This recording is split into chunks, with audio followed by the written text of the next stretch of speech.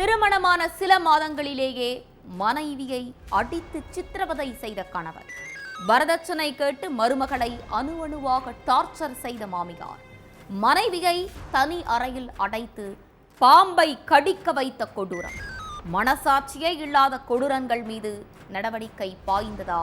நடந்தது என்ன?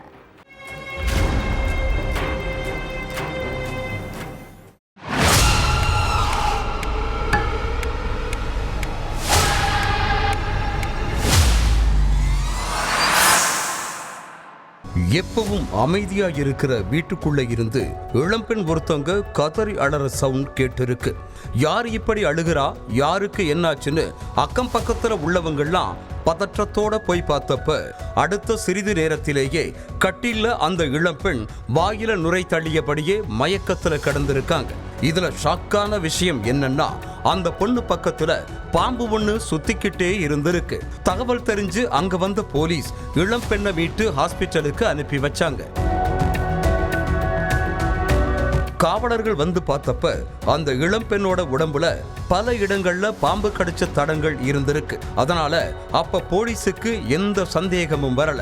உண்மையிலேயே பாம்பு கடிச்சுதான் மயக்கமாகி இருக்காங்கன்னு நம்பி அசால்ட்டா விட்டுட்டாங்க. அந்த நேரத்துல இளம்பெண்ணோட அக்கா ரிஸ்வானா பதறி அடிச்சுக்கிட்டு ஓடி வந்திருக்காங்க. அவங்க கிட்ட போலீஸ்காரங்க விசாரிச்சப்பதான் இது வில்லங்கமான கேஸுங்கிறது போலீஸுக்கு தெரிய வந்திருக்கு.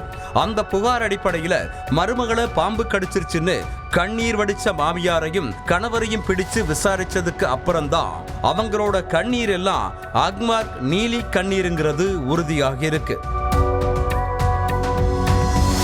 உத்தரப்பிரதேச மாநிலம் கான்பூரை சேர்ந்த ரேஷ்மாவுக்கும் ஷானவாஸுக்கும் கடந்த 2021 கல்யாணம் நடந்திருக்கு. ஷானவாஸ் பிரைவேட் கம்பெனியில வேலை பார்த்துட்டு இருந்திருக்கார்.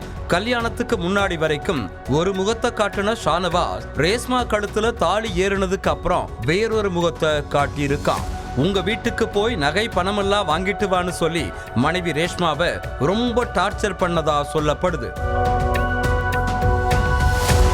ஒன்னு பணம் நகையோடு வீட்டுக்கு வா, இல்லனா வேலைக்கு போன்னு சொல்லி கொடுமை பண்ணி இருக்கான் ஷானவாஸ். தினம் தினம் பணம் நகைன்னு வரதட்சணை கேட்டு கண்மூடித்தனமா அடிச்சது மட்டுமில்லாம தகாத வார்த்தைகள்ல பேசி நோகடிச்சிருக்கான். மத்த பொண்ணுங்களா இருந்திருந்தா நீங்க பார்த்து கட்டி வச்ச மாப்பிள்ளை தானன்னு சொல்லி அம்மா அப்பா கிட்டயே சண்டைக்கு நின்று இருப்பாங்க. ஆனா ரேஷ்மா அப்படி இல்லை. கணவன் என்னதான் கொடுமை பண்ணாலும் டார்ச்சர் பண்ணாலும் அதை பத்தி பெத்தவங்க கிட்ட மூச்சு விடாம இருந்திருக்காங்க. என்ன கஷ்டம்னாலும் தன்னோட போகட்டும், வயசான காலத்துல அவங்கள கஷ்டப்படுத்த வேண்டாம்னு நினைச்சிருக்காங்க. தன்னோட துக்கங்களையும் வேதனைகளையும் தன்னோட அக்கா ரிஸ்வானா கிட்ட மட்டுமே சொல்லி புலம்பி இருக்காங்க ரேஷ்மா.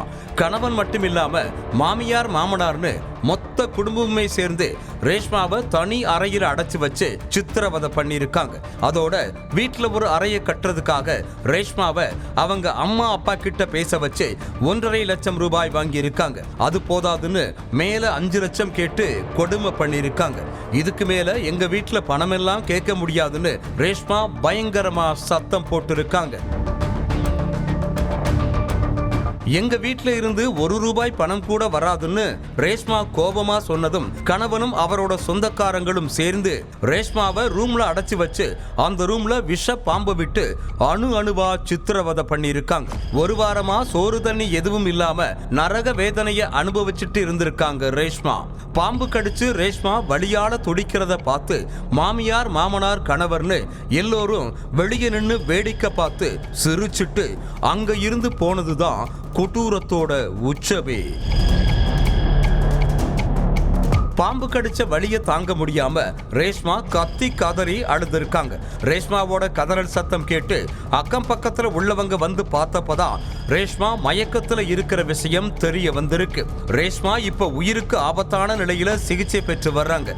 ரேஷ்மா தான் அனுபவிச்ச கொடுமைகளை தன்னோட அக்கா ரிஸ்வானாவுக்கு போன் பண்ணி சொல்லி அழுதுருக்காங்க.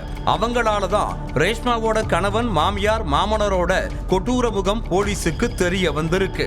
அடுத்து ரிஸ்வானா கொடுத்த புகாரை வச்சு ரேஷ்மாவோட கணவர் மாமியார் மாமனார்னு மொத்தம் 7 பேர் மேல வழக்கு பதிவு பண்ணி விசாரிச்சுட்டு இருக்காங்க.